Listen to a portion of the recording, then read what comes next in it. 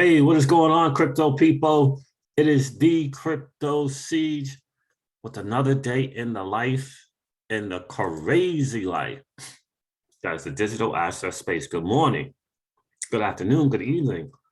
Each and every one of you. I don't know what just happened to my laptop there. Something crazy just happened. Hope you happy Saturday to each and every one of you. I hope you're excited about being an early adopter in this new asset class that is the digital freaking asset space.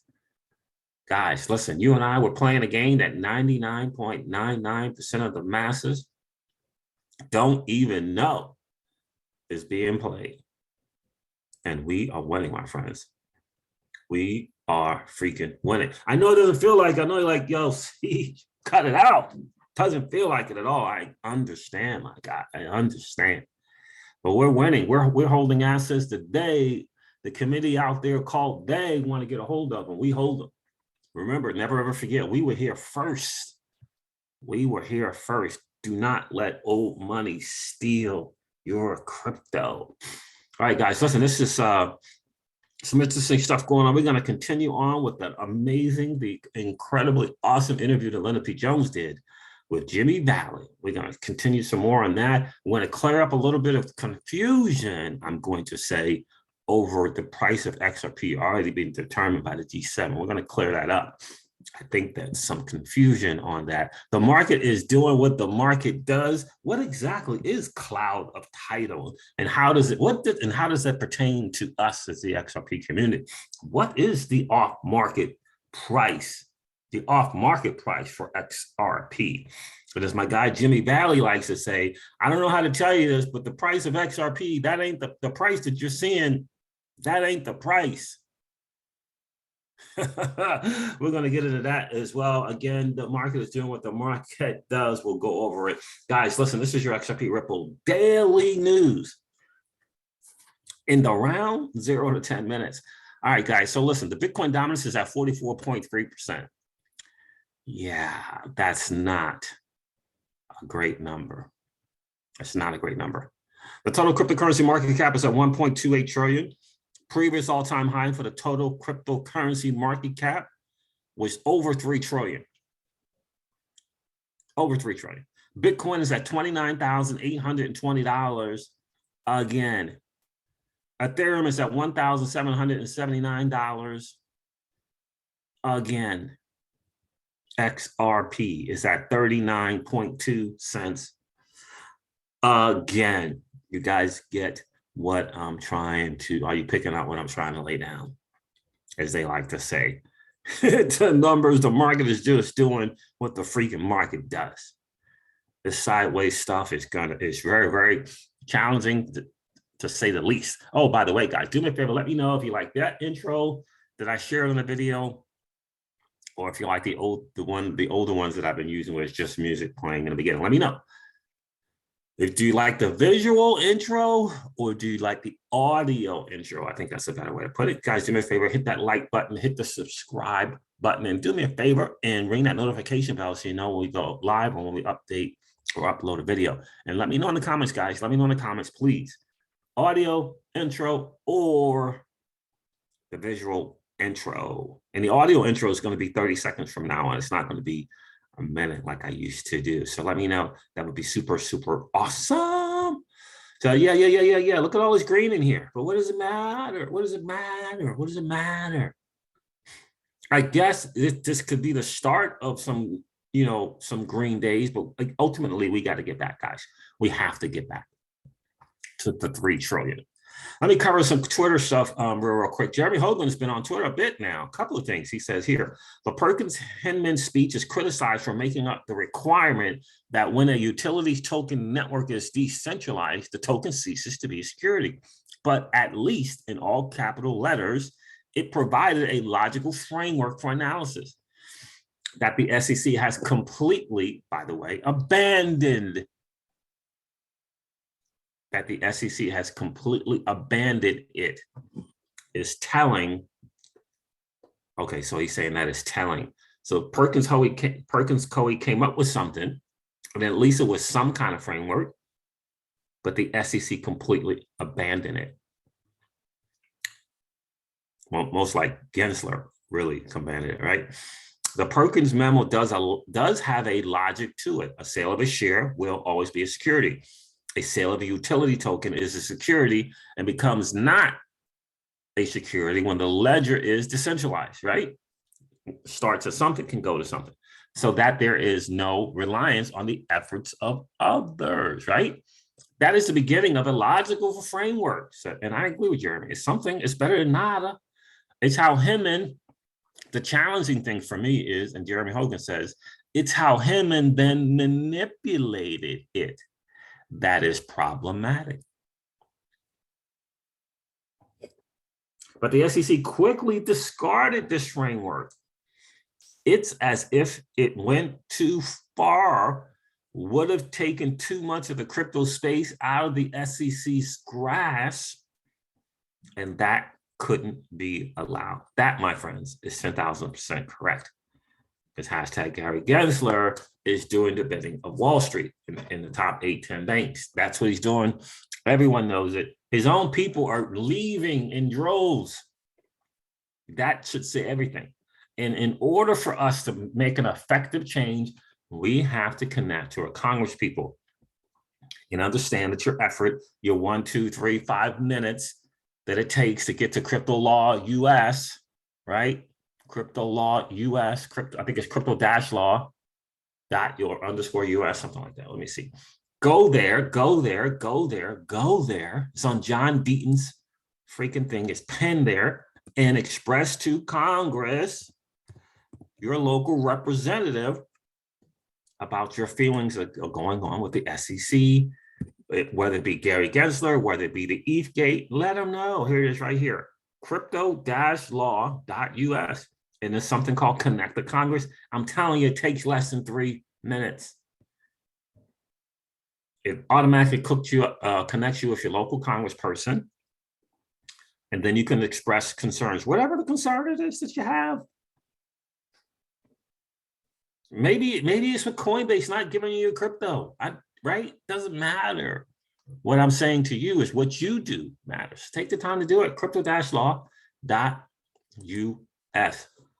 There's something here else from Jeremy Hogan. You are a small, and hang on, guys, to the end here, because we're going to go over this amazing interview with Linda P. Jones and freaking Jimmy Bauer. I'm telling you guys, it's gold. It's golden nuggets there. Don't miss it. Stay tuned for that. So you are a small crypto company, says Jeremy Hogan, have tokens to issue and want to make sure and want to make use of the new Reg A exemption to SEC registration, the new Reg A. You look at the form and right away you have a problem. None of it makes any sense in the context of what you are doing. Oh my goodness gracious. Round hole meet square peg. That is the challenge. And it's going to be Congress that's going to have to figure this out. It is going to be, whether it be the Digital Commodities Exchange Act, whether it be something Loomis has put together, whether it's something that Toomey and I think Soto and Emmer, something, because this is nonsense.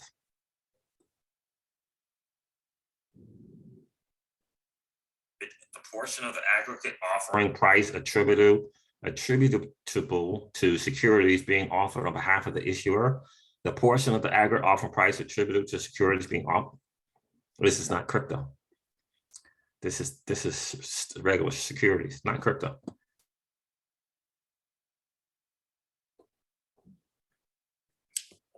Oh boy, what a challenge. Ben Armstrong said something about the SEC. These are some strong words. That's Big Boy Crypto, by the way. The SEC is the most corrupt organization in the history of the planet. Their lies and deceptions are being exposed thanks to blockchain. Dirty Gary Gensler can't hide for too much longer. If members of the SEC do not end up in prison after the Ripple case, we riot.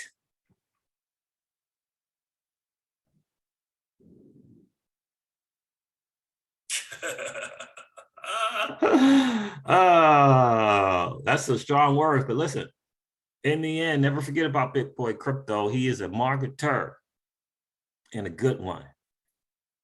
And from what I'm seeing, he's a good business dude as far as running the company. You can say what you want about him. We all know he's not the command leader or whatever he calls himself, the XRP army. We all know that. But the dude's a marketer, and he's got a business savvy and smarts about him. Can't take that away. Yeah, can't take that away. Oh, that is hilarious. Shout out to Big. I respect that, dude. I respect it. Big Boy Crypto recognizes what he is. Like he knows what he is. These sports people, they don't understand what the sports people, the professional sports people, they think they're in the business of professional sports. They think they're in the business of professional sports. I got news for them. You're not. You're in the entertainment business, my dude. You are in the entertainment business, whether you like it or not. Big Boy Crypto understands the business that he is in. And I respect that. All right, let's get to Linda P. Jones here, guys. Let's get Linda P. Jones in this amazing interview with Jimmy Valley. And you can breathe a sigh of relief, man, because I got the freaking numbers set. I got the timestamp set. So I don't have to be scrambling around in the vegan videos. Take a listen to this. We're gonna go over this off-market price, this cloud title thing. Let Jimmy Valley lay it out for you. And by the way, he's going to lay out, that ain't the price. XRP, that price you're seeing on CoinGecko, yeah, that ain't the price. Let's take a listen. All right, let's take a listen. Looking at a way to reach and I guess let me get to say, and like agencies of the government to do things like bring lawsuits that then effectively puts a cloud on title. The reason XRP today is, I haven't looked at it today, 40 cents or whatever, right? The reason it's that is because the institutions have no regulatory clarity. They can't really get into it in a material way because there's effectively a cloud on title. I mean, it's just the thing that he's explaining, right? Again, remember the space that he operates in, right? Mergers and acquisitions. So Jimmy Valley lives in the space that JP Morgan lives in. Jimmy Valley lives in a space that JP Morgan, Goldman Sachs, right, and their attorneys live in. He lives in that space. And he's saying it's effectively what they call in their space, the lingo is cloud on title. In other words, no one can determine the real price of XRP because no one knows what it is and who owns it, if you will.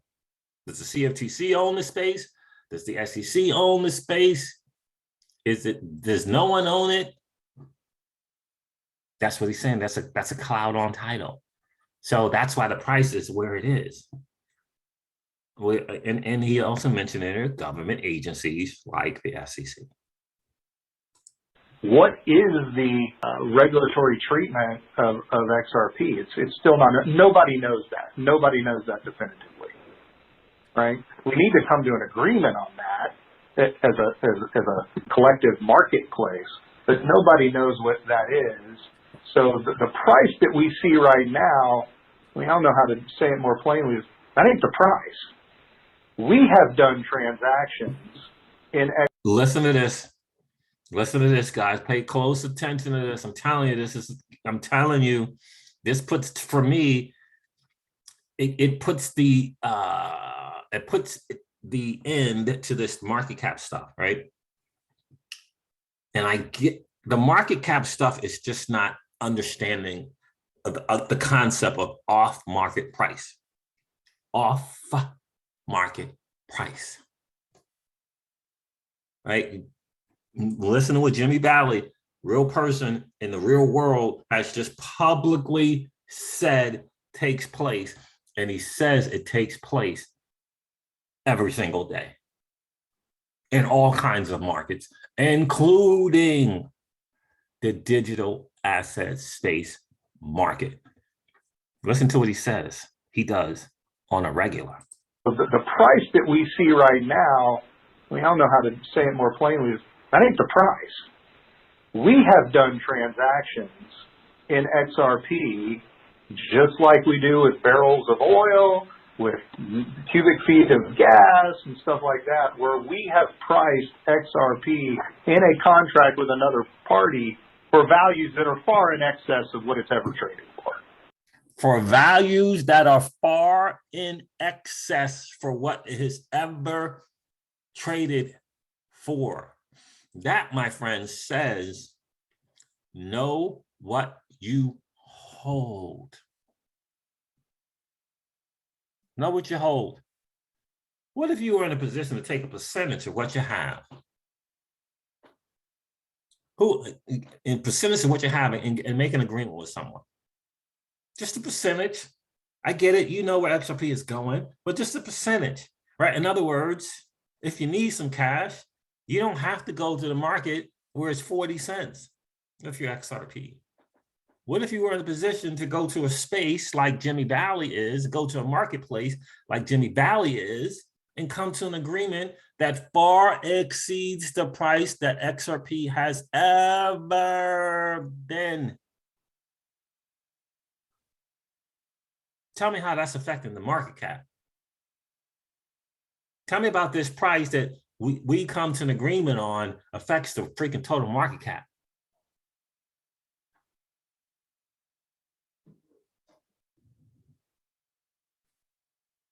I'm waiting.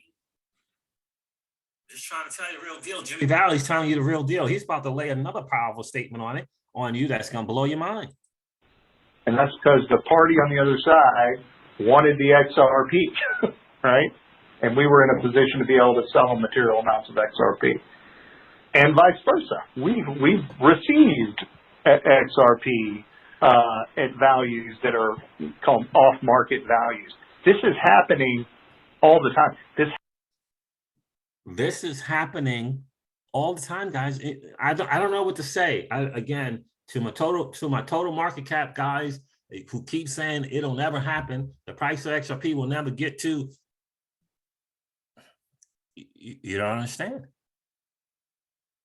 Like you don't understand. He just said it. The price that you're seeing, yeah, that ain't the price. That might be the price that they're allowing you and I to trade it for. Jimmy Valley and people in that space where he lives are agreeing on prices that far exceeds the price that XRP has ever freaking been.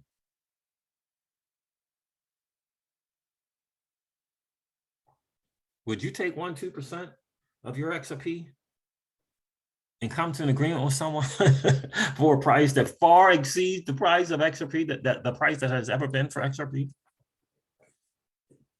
Because I know right now, no one wants to give up their 1-2% of XRP at 40 cents. I know that. But this is just the reality of the world. And let me tell you about a wake-up call for me. I mean, this was a massive wake-up call to understanding and knowing what you hold. And probably on CoinGecko, we're not going to get this price until the powers that be have already determined the price for themselves for what XRP is. And it might be the G7 nations who've already freaking determined it.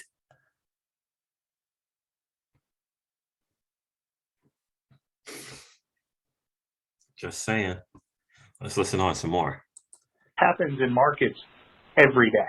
We do oil and gas futures contracts and say, I'm going to sell you at this price. That person agrees. That doesn't change the market price of what oil is, right? That doesn't change the NYMEX price. That's our agreement on what we're going to value the oil on. You understand? Mm-hmm. Yep. That needed to be done in an arm's length transaction with people sophisticated enough to do that deal. And that's what it is. An arm's length transaction with people sophisticated enough to do that deal.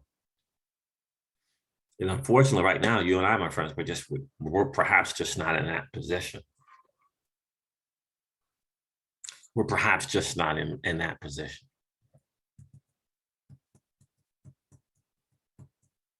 That was an eye opener for me, that someone, for whatever reason, and Jimmy Valley himself and his company, for some whatever reason that they said, you know what?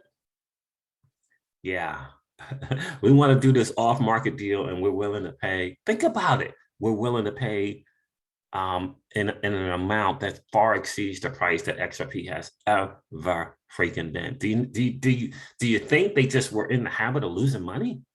These guys, Jimmy Valley does billions and billions of dollar transactions in terms of in mergers and acquisitions, deals, I should say, deals. He does billion-dollar deals. You think he's not a smart guy? What about the guy on the other end that was willing to pay that price? You think they haven't figured out where this thing is going, and that price is on the cheap?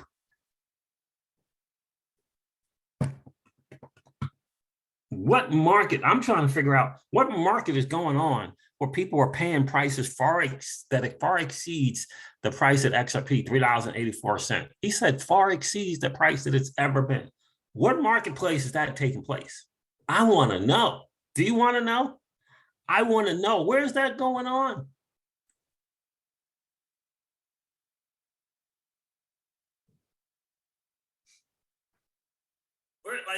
I'm just thinking to myself, if you did that at $10, for example, now you have $1 million, for example,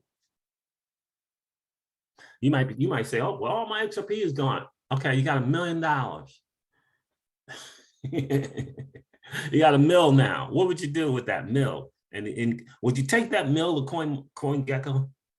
Now, you made a deal with someone off market.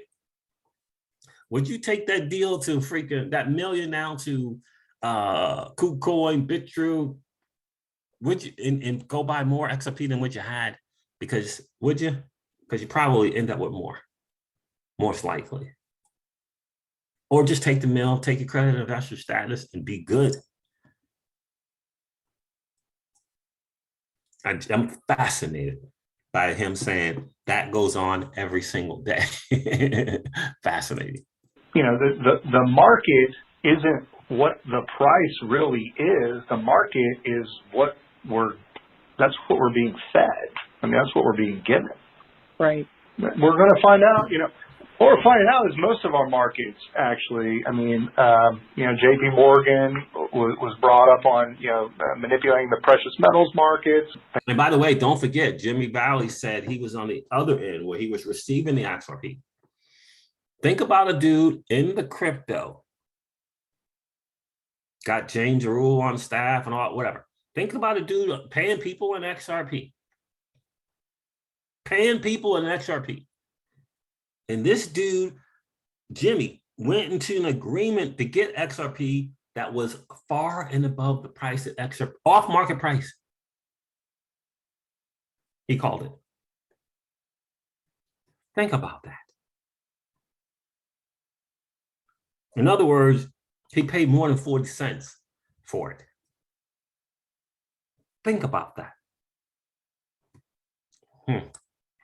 Paid a nominal fine compared to the multiple billions they made. I think they paid $125 million fine. They made billions, right? This is like a tip you give to your waiter, for doing a good job, of making the market, work for you. So I certainly understand the criticism and the vantage point that a lot of people had of, why would they do this? They could just go buy it for 70 cents or $1.30 or whatever it was at the time. That was just a misunderstanding of how markets work generally. The markets are not necessarily what is traded on a retail exchange. He's educating. I mean, he's leveling us up, taking us to school. Total market cappers. All you total market cappers out there, I hope you're listening and paying attention. He's educating. I'm talking, these are golden nuggets to understand the real deal. I wish I could walk in that space where someone is willing to pay me a price for my XRP that far exceeds the price that XRP has ever been. I wish I would give it up in a freaking heartbeat, because the powers that be are slowing us down and limiting the access to you and I. That is a fact. That's a fact, my friends. People just need to understand that. It's just not the way it works. Well, exactly. Plus, we've lost so much liquidity because so many exchanges have taken XRP off the exchange. So we don't even have full liquidity. We don't have clarity. I mean, we are so in the prehistoric era.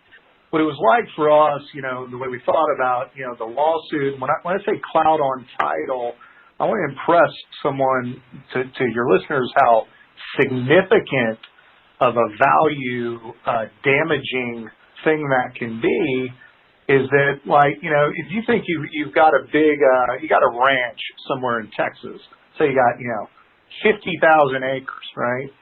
And you learn that it's just, you're sitting on a super major oil field, right? And it's worth $300 billion, okay? And then someone comes in and they whip out a piece of paper that's a mineral deed from 1872 that says, whereas you thought you had clear title, right, all the way to your ownership of your ranch, it turns out, you know, your great-great-great-great-great-granddad actually traded it to, you know, the railroad, or he settled up a debt, and he gave up the portion of the property that has most of the oil in it, right? And all of a sudden, there's what we call a cloud on title. Do you think you can go sell your $300 billion oil field for $300 billion? No. You're in a lawsuit. You're in a lawsuit without anybody understanding who really owns and what the regulatory treatment is of that asset. It's almost the exact same thing here. It's just the cloud in this case is a regulatory treatment thing, and it's being done by, you know, an agency of a federal government. Exactly, and that's the reason why I brought up J.P. Morgan and Goldman Sachs and the likes, because they understand 1,000% what Jimmy Valley just said. That's why the lawsuit. Let us not forget Clayton, where Clayton comes from. Let us not forget where he comes from. Those lawyers who are you know, Sullivan and Cromwell's of the world and the Simpsons, they understand this thing to a T. And they understood exactly what the lawsuit would bring: a cloud on title.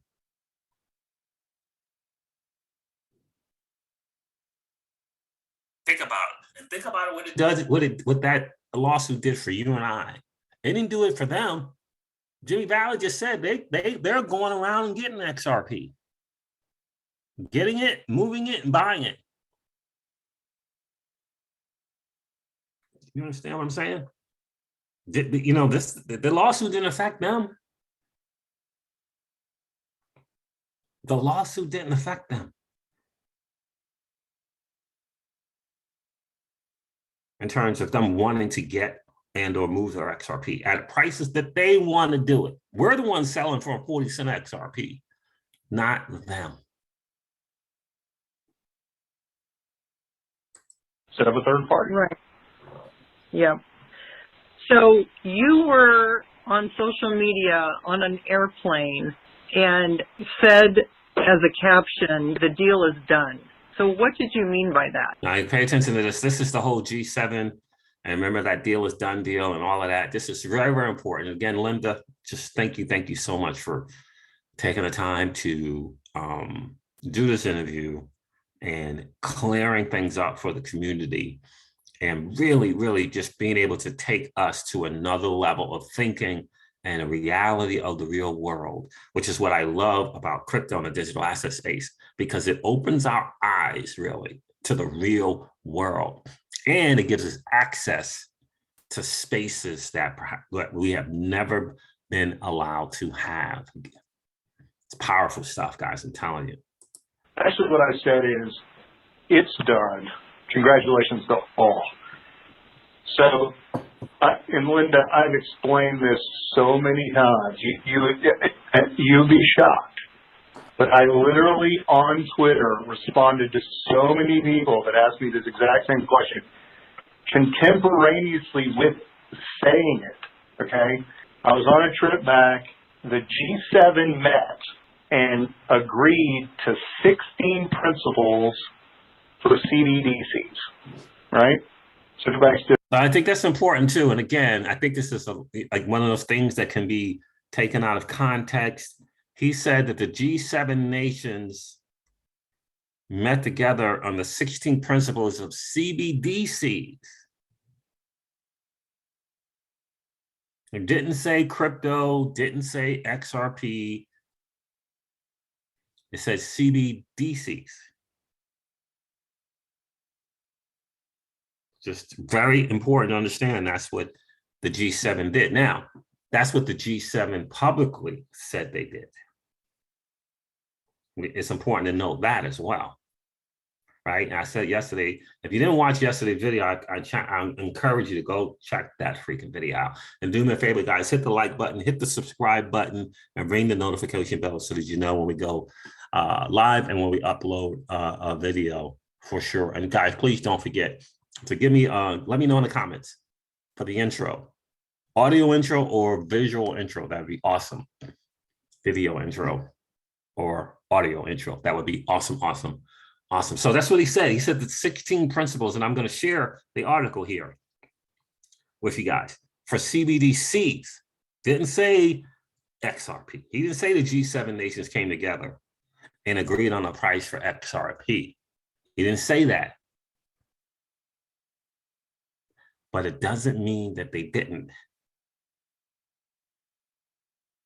I just want to clear up that Jimmy Valley and Linda P. Jones interview, he didn't say XRP. But he did say the first thing they have to agree on is a price.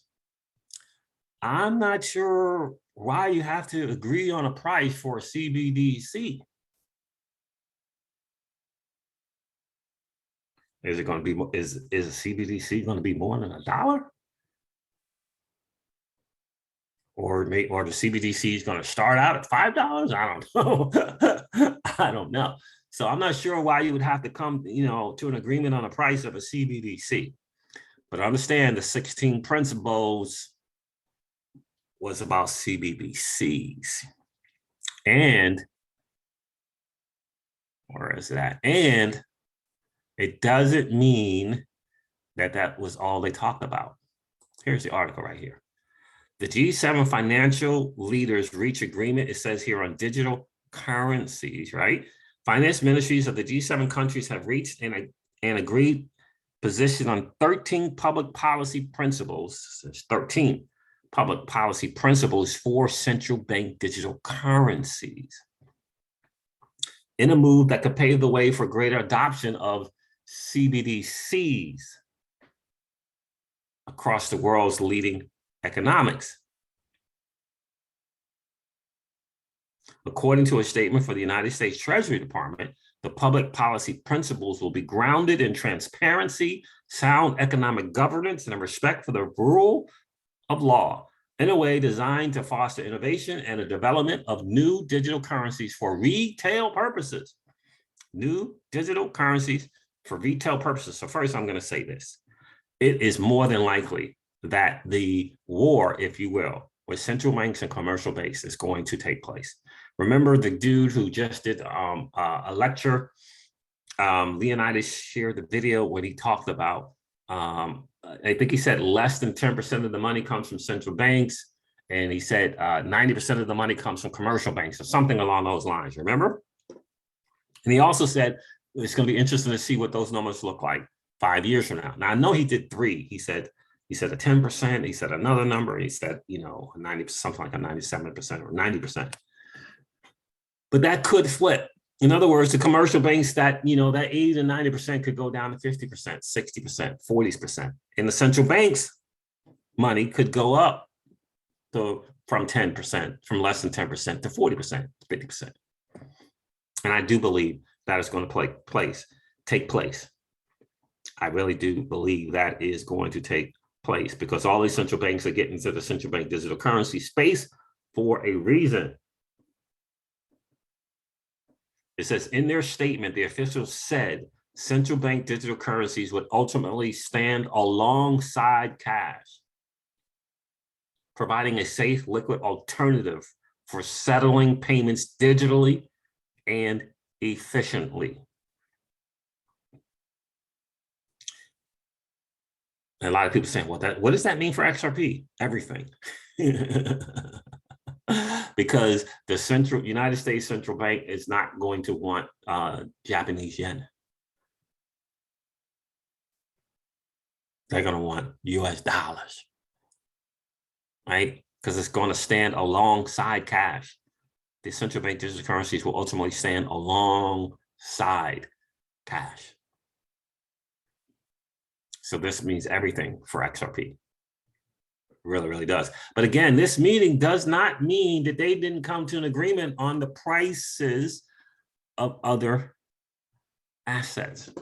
It doesn't mean it. And I don't see them talking about, don't get me wrong, I love Cardano, but what would the G7 nations concern be about Cardano? What would the G7 nations concerns be about EOS, Ethereum Classic? Now, would they be concerned about Zcash, Moneros, private cryptos? 100%. But I don't think they're discussing the price of those. They're thinking about some other stuff. But what asset would be in the same realm or space as a CBDC? I think XRP and XLM, possibly even XDC. That's what I think.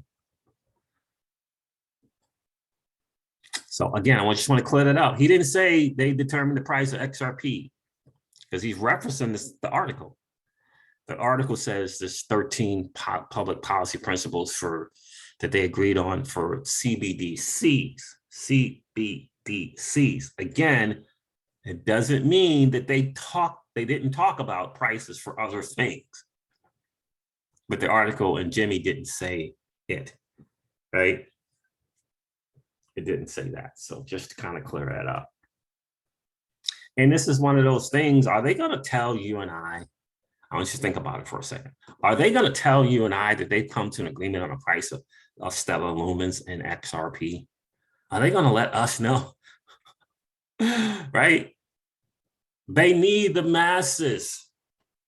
The central banks of the world don't exist without the masses. They're not going to fill us in. We're going to be the very last to know. Who else are they going to try to manage and control?